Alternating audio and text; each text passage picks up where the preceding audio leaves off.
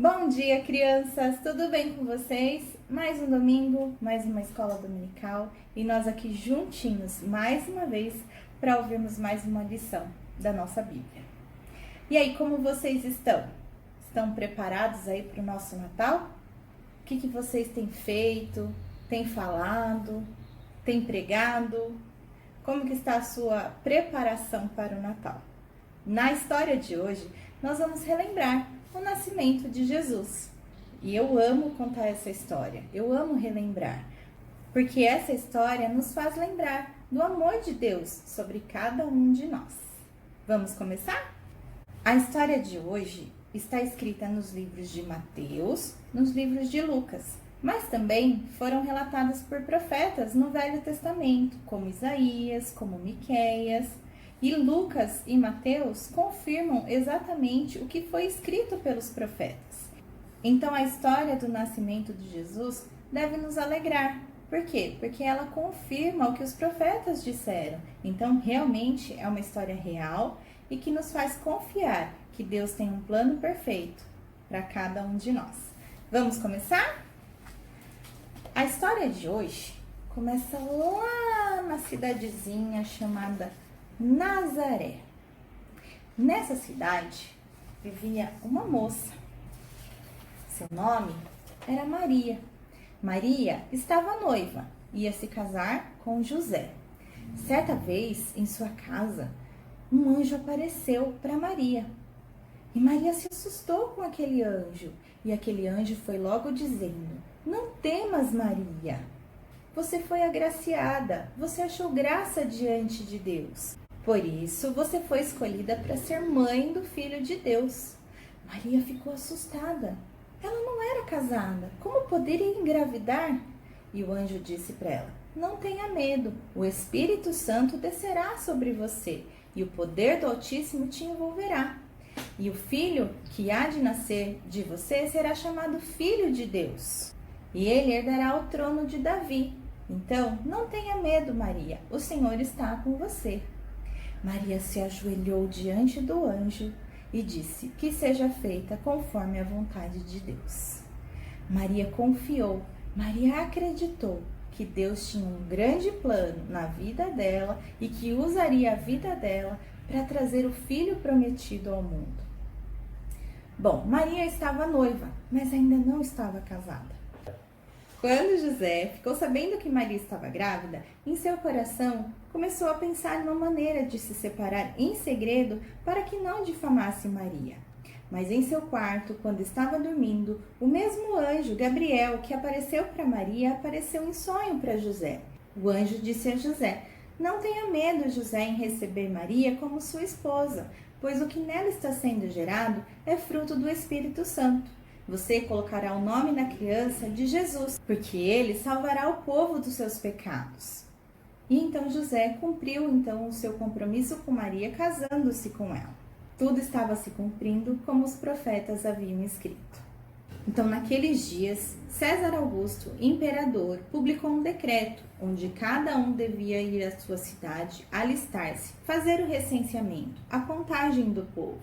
Então José subiu da Galileia e foi para a Judéia, numa cidade chamada Belém, a cidade de Davi, pois José era descendente de Davi. Maria já estava grávida e eles então percorreram um caminho até Belém. Crianças, não era perto.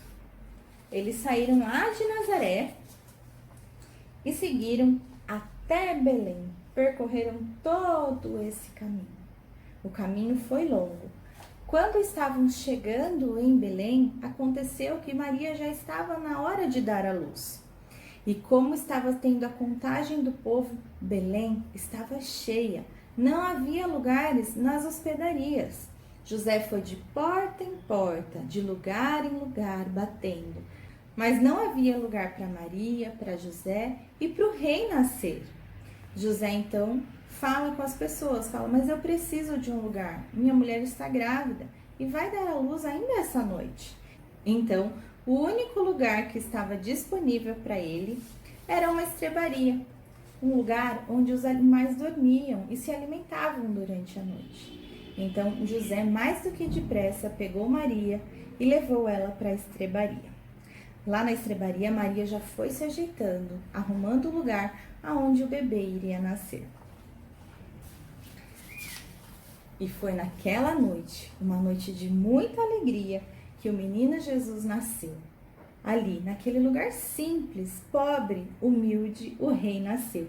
Maria enrolou ele em panos e colocou ele numa manjedoura, onde os animais se alimentam, porque não havia lugar para colocar o menino.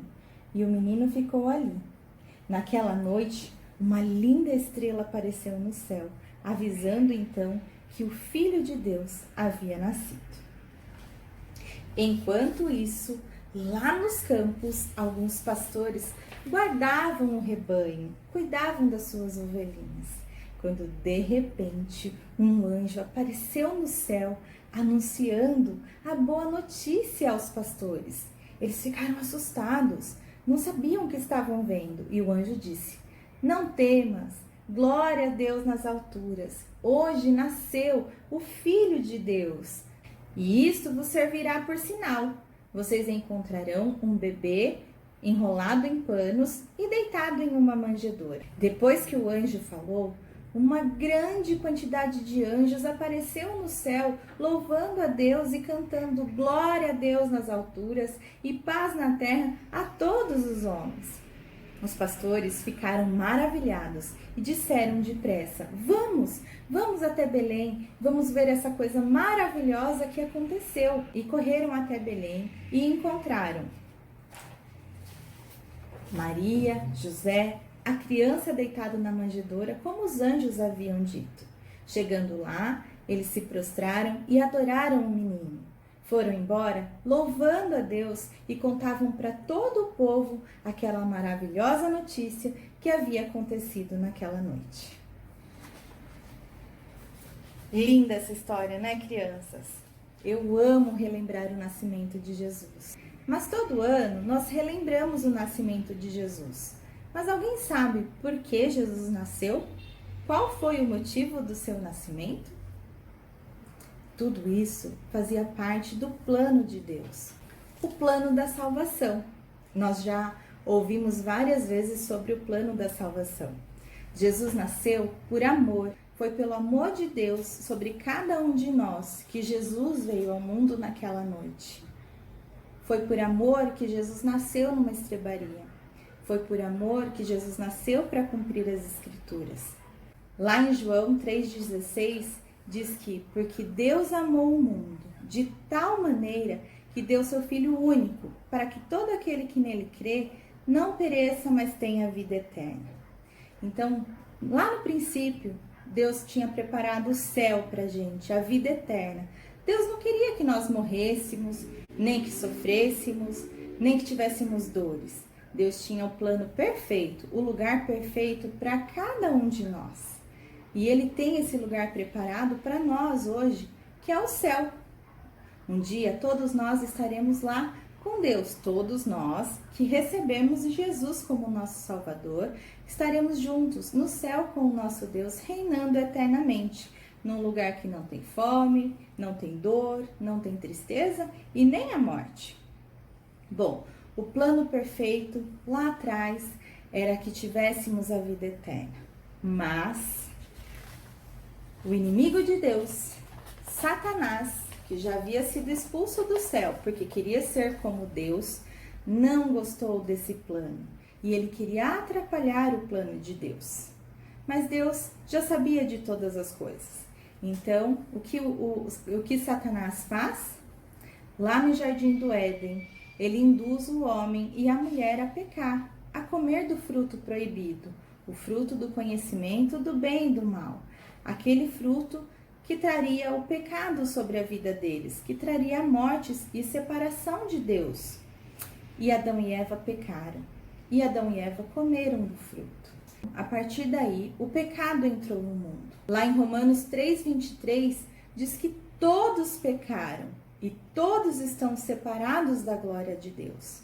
Não foi só Adão e Eva, nós pecamos também, o tempo todo, em pensamento, em ação. E o pecado nos deixa separados de Deus. afastados do Pai.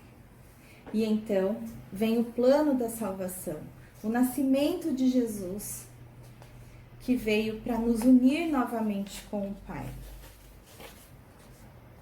Jesus nasceu com um propósito, que era de morrer na cruz para levar com ele os nossos pecados, o castigo que eu, que você, que todos nós merecemos, porque nos afastamos de Deus. Jesus veio, sofreu naquela cruz, foi morto, mas ressuscitou. Lá em 1 Coríntios 15, 3 e 4 está escrito: Cristo morreu por nossos pecados, segundo as Escrituras. Foi sepultado, mas ressuscitou ao terceiro dia, segundo as Escrituras. Então, o que Cristo fez foi pelos nossos pecados. Ele levou sobre ele o nosso castigo que nós merecíamos, para que nós tivéssemos ligação novamente com Deus. E então, todo aquele que recebe o Senhor Jesus no coração, todo aquele que crê que Jesus veio e que ele é o Filho de Deus, também se torna filho de Deus. Lá em Atos 16, 31 está escrito: crê no Senhor Jesus e será salvo.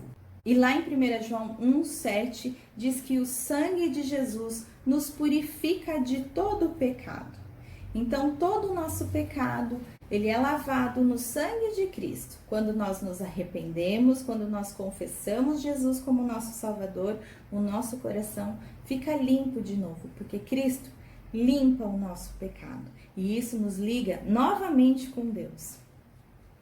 Mas, e aí?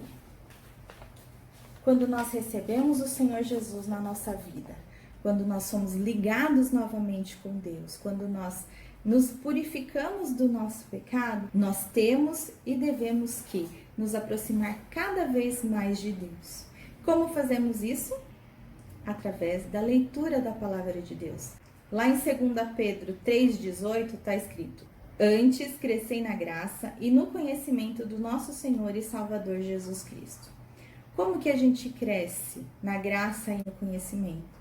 É estudando a palavra de Deus. Em Marcos 16,15 está escrito: ide por todo mundo e pregai o evangelho a toda criatura. Então agora nós nos aprofundamos da leitura da palavra de Deus. Nós temos o conhecimento da palavra de Deus. Nós temos o conhecimento do plano da salvação. Então nós não podemos guardar isso conosco, crianças. Nós temos que pregar o evangelho para toda criatura. Levar o evangelho adiante. Isso tudo faz parte do plano da salvação, do amor de Deus sobre cada um de nós. E o versículo de hoje é sobre o amor de Deus, porque Deus amou o mundo de tal maneira, ora, o versículo fala de tal maneira, porque é uma maneira tão grande que não tem explicação. Porque Deus amou o mundo de tal maneira que deu seu Filho unigênito, que é o Filho único, para que todo aquele que nele crê não pereça, mas tenha vida eterna.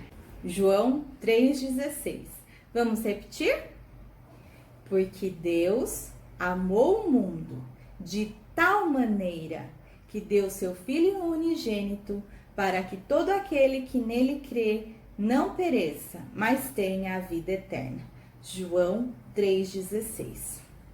Então, crianças, nesse Natal, o maior e o melhor presente que nós podemos receber vem do nosso Deus. E o que é? Eu sei que Natal todo mundo gosta de receber presente, trocar presente, mas nós temos um presente que veio de graça para cada um de nós. E é o melhor presente que a gente não deve guardar só pra gente, não. Esse presente é Jesus. Que Ele esteja presente na sua vida, na sua ceia, na sua casa nesse Natal. Que Jesus seja o centro das nossas vidas e que a nossa ceia esse ano seja diferente, porque Jesus vai estar conosco. Amém? Vamos orar?